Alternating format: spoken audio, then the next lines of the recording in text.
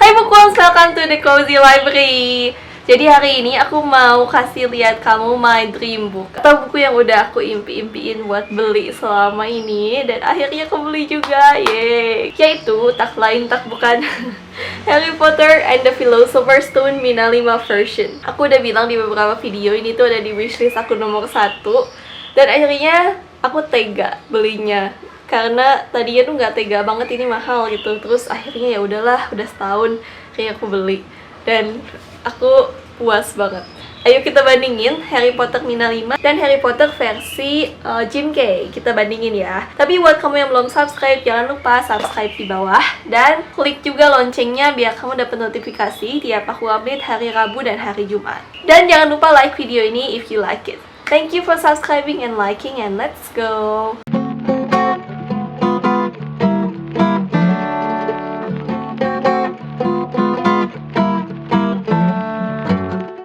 Jadi aku tuh sempet ngomong tentang ini. Sebenarnya ini udah sekitar 1 minggu gitu ya di Instagram aku. Oh, yang belum tahu Instagram aku boleh nih follow di sini. Ada Twitter juga, ada TikTok juga di bawah. You can check them out.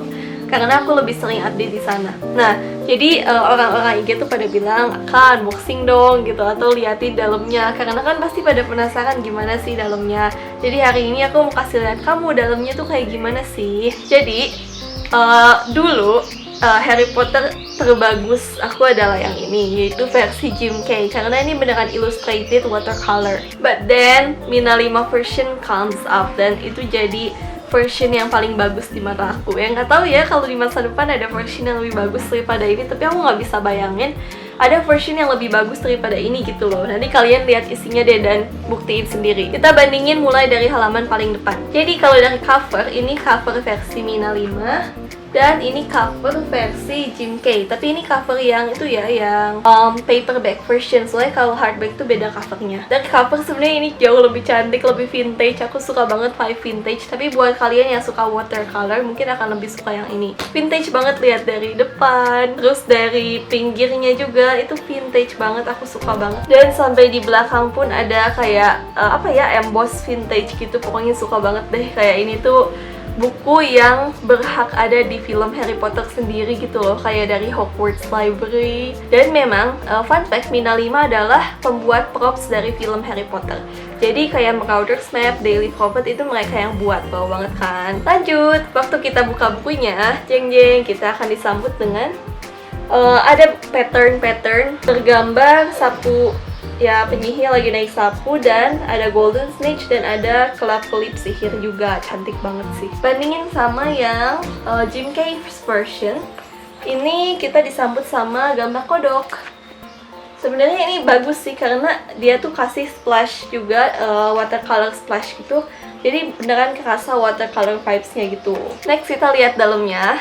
Ini yang aku suka kalau dari Harry Potter Mina 5, di halaman, tiap halaman itu tuh ada bordernya, dan bordernya itu tuh vintage banget dan megah banget kesannya. Halaman judulnya juga apalagi itu megah banget, lihat. Ini adalah halaman judul Chapter 1 The Boy Who Lived. Aku suka banget margin mereka bikin vintage, dan vintage-nya tuh megah gitu loh, kayak margin zaman dulu. Dan juga ilustrasinya mereka stylenya tuh kayak gini. Jadi kalau Mina 5 memang stylenya dia tuh lebih ngeblok, sementara kalau Jim Kay memang dia watercolor kan.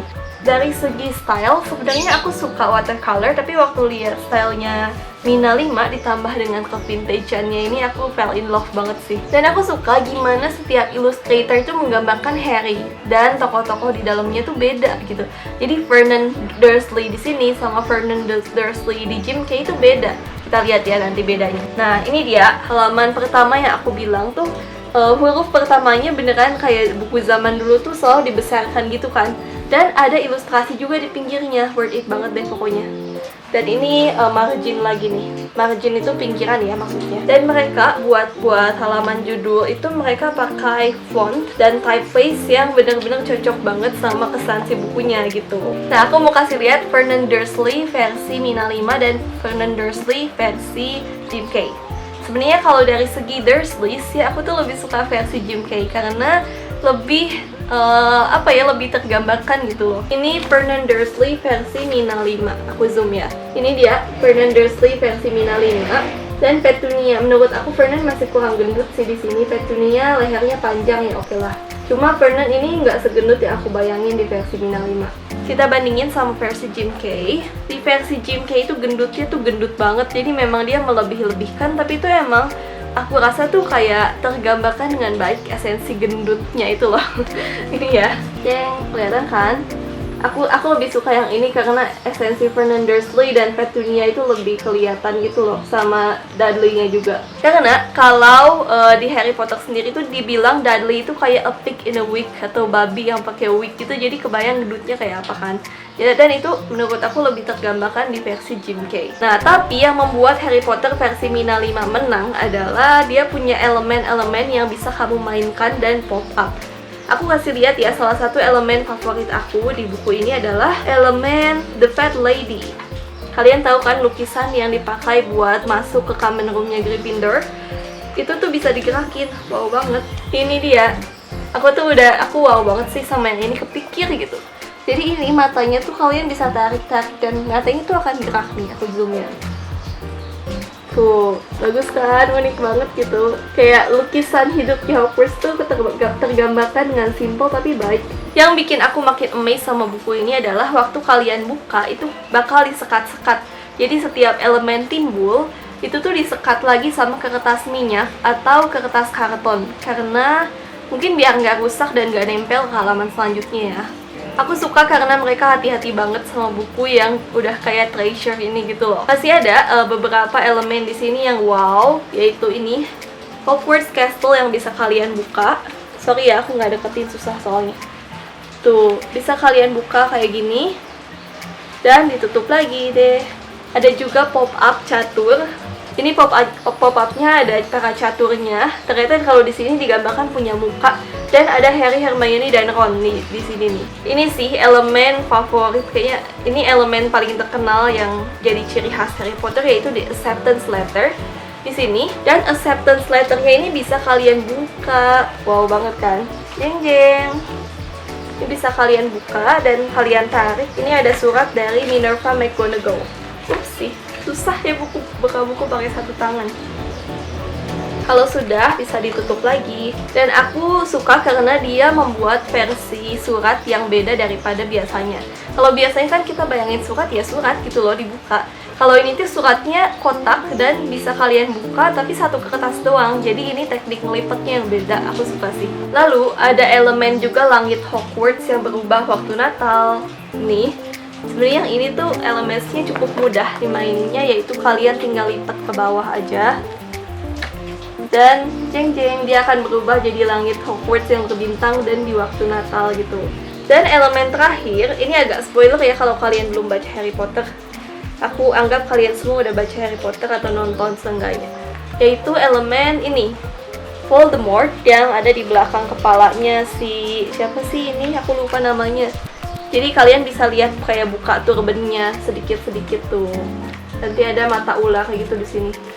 Kayak mata Voldemort yang merah ini. Overall, harga bukunya itu 525.000 pas aku beli.